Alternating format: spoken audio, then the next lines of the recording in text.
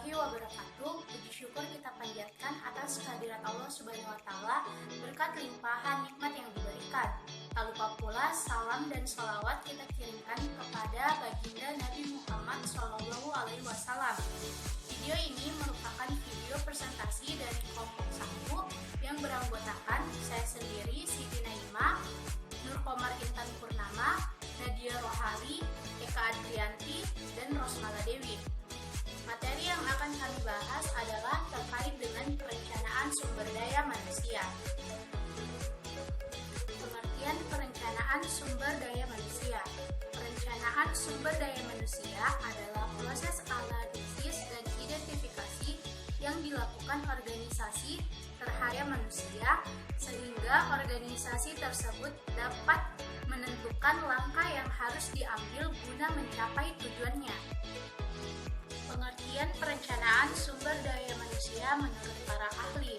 Yang pertama, menurut Andrew E. Sikula, perencanaan sumber daya manusia adalah proses menentukan kebutuhan tenaga kerja dan berarti mempertemukan kebutuhan tersebut agar pelaksanaannya berinteraksi dengan rencana organisasi.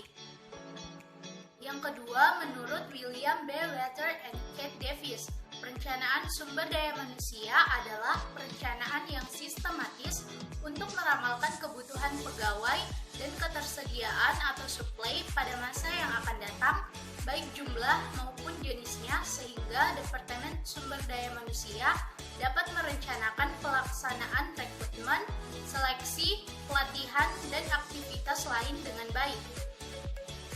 Dan yang ketiga, menurut Mondi dan Noe pada tahun 1995, perencanaan sumber daya manusia adalah proses yang secara sistematis mengkaji keadaan sumber daya manusia untuk Baik, adapun faktor-faktor yang mempengaruhi perencanaan sumber daya manusia yang pertama yaitu lingkungan eksternal.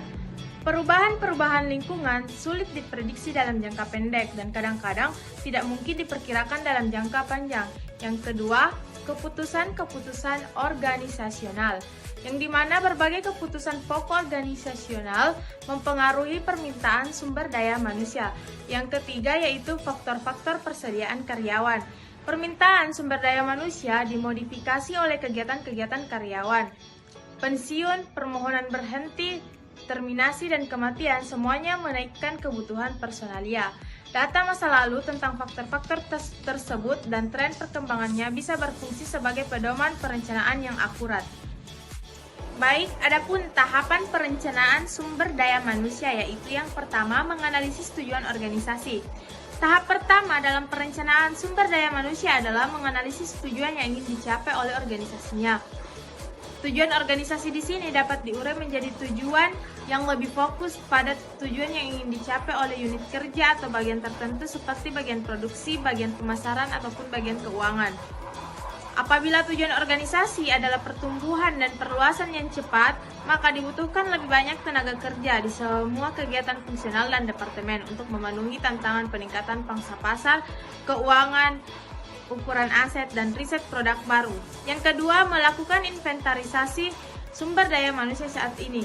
Setelah melalui analisis tujuan organisasi, tahap selanjutnya adalah mengetahui informasi-informasi tentang sumber daya manusia yang tersedia saat ini. Mulai dari jumlah tenaga kerja, kapasitas dan kemampuan, latar belakang, pendidikan, kinerja, hingga potensi-potensi mereka. Yang ketiga, perkiraan permintaan dan pasokan sumber daya manusia.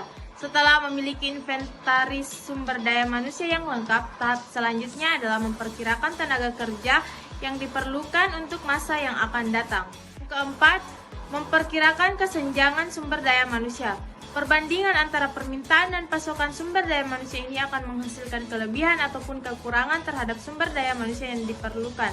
Apabila terjadi kekurangan sumber daya manusia, maka yang harus dilakukan adalah melakukan pengrekrutan karyawan baru ataupun melakukan peningkatan produktivitas dan kinerja dengan menggunakan karyawan yang tersedia pada saat ini. Yang kelima, merumuskan rencana tindakan sumber daya manusia. Rencana tindakan sumber daya manusia ini tergantung pada hasil perkiraan kesenjangan sumber daya manusia, yaitu kelebihan ataupun kekurangan dalam organisasi. Yang keenam, pemantauan, pengendalian, dan umpan balik. Setelah menerapkan rencana tindakan sumber daya manusia, inventarisasi persediaan sumber daya manusia harus diperbarui selama periode tertentu. Saya Nadia Rohali akan melanjutkan penjelasan dari Saudari Nur Kamar. Syarat-syarat perencanaan sumber daya manusia yaitu yang pertama, harus mengetahui secara jelas masalah yang akan direncanakannya.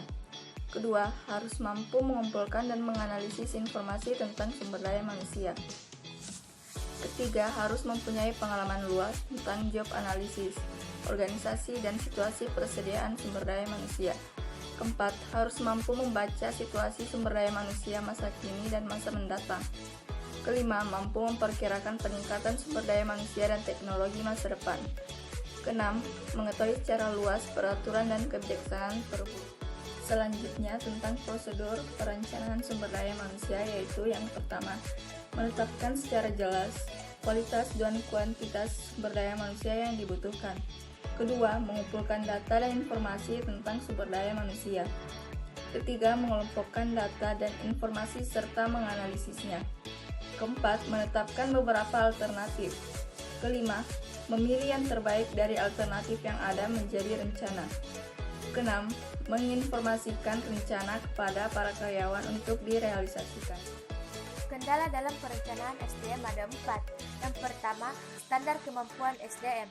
Standar kemampuan SDM yang pasti dan akurat belum ada. Akibatnya informasi kemampuan SDM hanya ramal-ramalan atau prediksi saja yang bersifat subjektif.